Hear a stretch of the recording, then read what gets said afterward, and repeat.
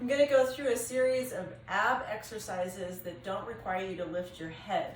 So when you're lying on your back, if your neck looks like this and you feel that just being there is really uncomfortable for you, you can just take a pillow underneath your head for the exercises and do it that way, or you can do the exercises with no pillow if that's comfortable for you as well.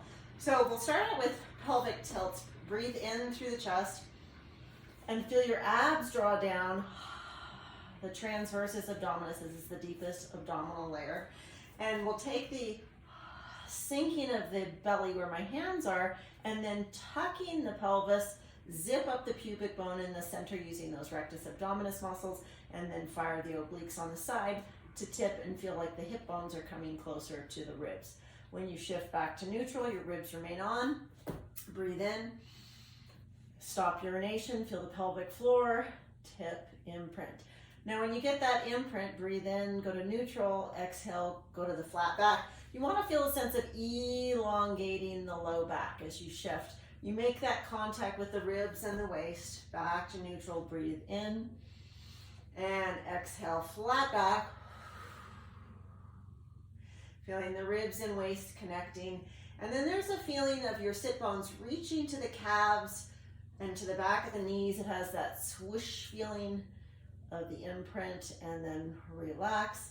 The exhalation sinks the navel to the spine, and then there's a shortening of the abs in the front, concave, so it's more convex and stretching in the back.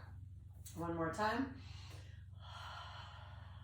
Lengthen neck, lengthen waist, imprint, imprint, imprint. A little harder, same thing, hands at the knees. Inhale.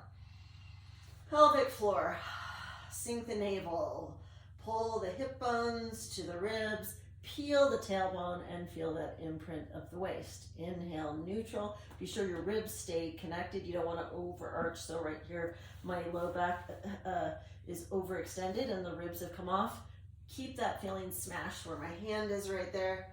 Exhale. So it's just creating a flattening of the lumbar curve and a feeling that the lumbar curve is present. Flat back, exhale. Inhale. Now, while you're doing this, when you shift on the inhale to the neutral, make sure that you hold the abdominal wall inward. Breathe from the chest, exhale, imprint.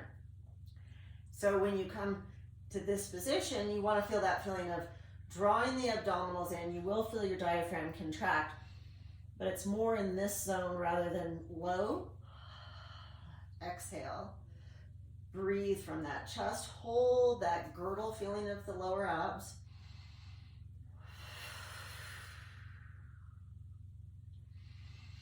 Inhale, lengthen spine, peeling the tailbone, and then one more time, flat back. From here, we're going to take a toe tap. So the exhalation has to get your contact with the mat, and then the toe will tap. So you want to catch your breath, and then start the exhale, pin your ribs, pin your waist, and then tap. So no light, no air is present. You're totally glued.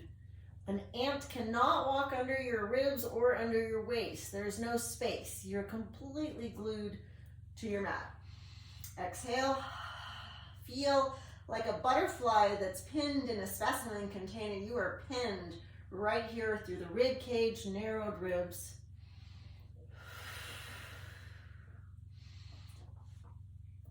And heels tap. Inhale. Exhale.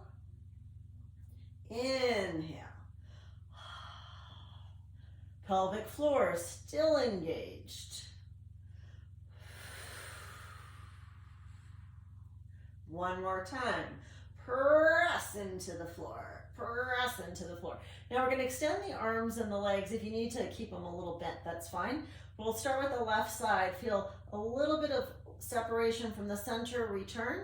Exhale. Return, nose points to the ceiling. 3. There's a sense of dropping the arm and leg in their socket and pivoting them. So you're not necessarily leading with the hand or the foot. You're connecting from the socket and pivoting the limb. Exhale, reach. Inhale when you come back to the center. Exhale when you reach from the center. So I'm exhaling, getting my pinned ribs, pinned waist, pelvic floor engaged before I send the limb. Now opposite, we'll send opposite arm and leg, opposite arm and leg. Straight legs if that's comfortable for you. You can go lower if you can keep your contact.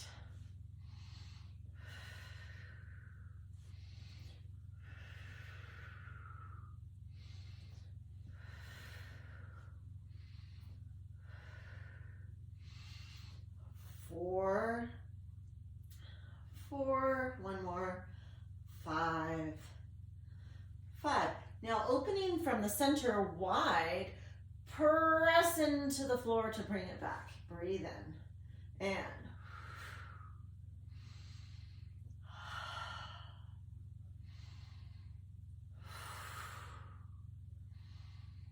going for 10, 5, 6, 7, 8, 9, 10. Hands come down by the sides. Pull the legs up and feel a little peel of the tailbone and come back down. And lift. I'm just going to do them in this range, but if you have spinal mobility and are comfortable doing a full roll over this way, you could also do that as well.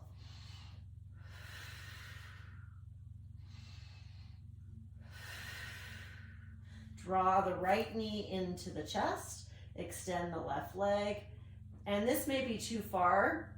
You may just extend it here. You want to do the test that, do you feel strain in your neck? If you start to feel like you can't hold that imprint and you use your head and neck right there, keep your leg more toward the ceiling. If you can tilt the pelvis and get that contact with your mat, ribs connecting, no tension in your neck, you're fine to go lower. So just check in, how does your neck feel? If it's feeling strained, don't go so far down with the leg.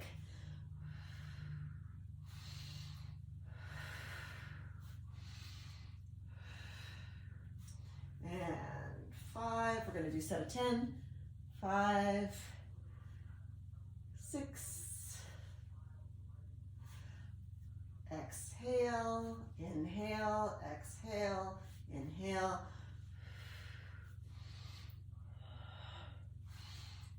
Feel your connection with the mat before you send the leg. Make sure you feel that strong imprint.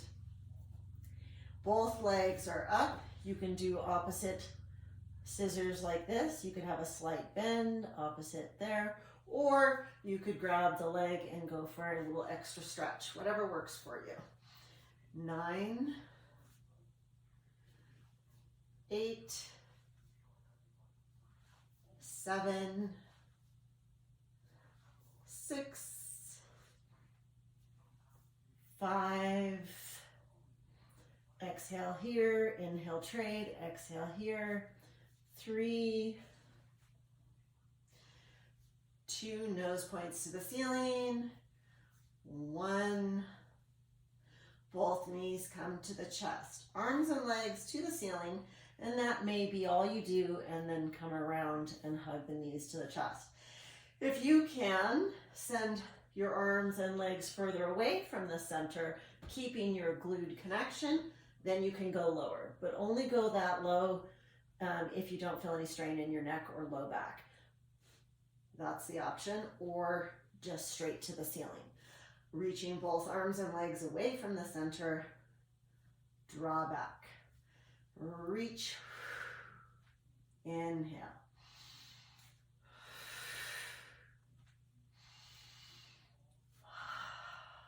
Tie in the breath with the movement. Exhale, feel your ribs are pinned to the mat, waist is pinned, you're zipping up the pubic bone like we did in the pelvic tilts, your pelvic floor muscles are still engaged.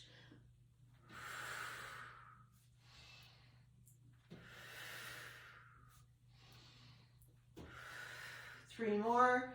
Reach around and around. Exhale and inhale. Crossing the left arm out to the right knee. You may just go cross and cross, just like that. And what we're doing is we're creating that tuck position, but we're also creating this crossover where you feel more work at the rib cage right here from that crossover. So you can just do the cross here, or you can take the opposite leg. Same principle applies, either high or low, depending upon your connection with your mat. So we'll shift 10, 9, 8, 7, 6, 5, all about the torso and pelvis. 4, the limbs are just making it harder. 3, 2, 1, and then both legs in the air. Draw a clockwise circle. 5. It's like water going down a drain. The thought is you're connecting and drawing that circle into your mat, into the floor, and then reverse. 5, 4, 3, 2, 1 of each. Clockwise, counterclockwise. Bend your knees if you need to. You could also take your hands under your hips for any of these. If you find it's difficult to keep the tuck that we've done for all of these exercises, you could put a little folded up towel under your hips, so it's going to change the angle and pick you up a little bit, making it easier to flatten your waist and ribs into the floor. 1 more. And then drawing the knees into the chest. Take a deep breath.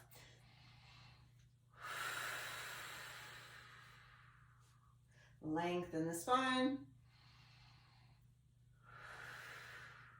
Setting the feet down, reaching the arms overhead, stretching the right leg, long reach, and then stretching the left side, arms reaching overhead, waist stretches, and then send both legs down, reach, reach, reach, reach, reach, creating space in the waist. Draw those knees back to finish. Inhale. And you are complete.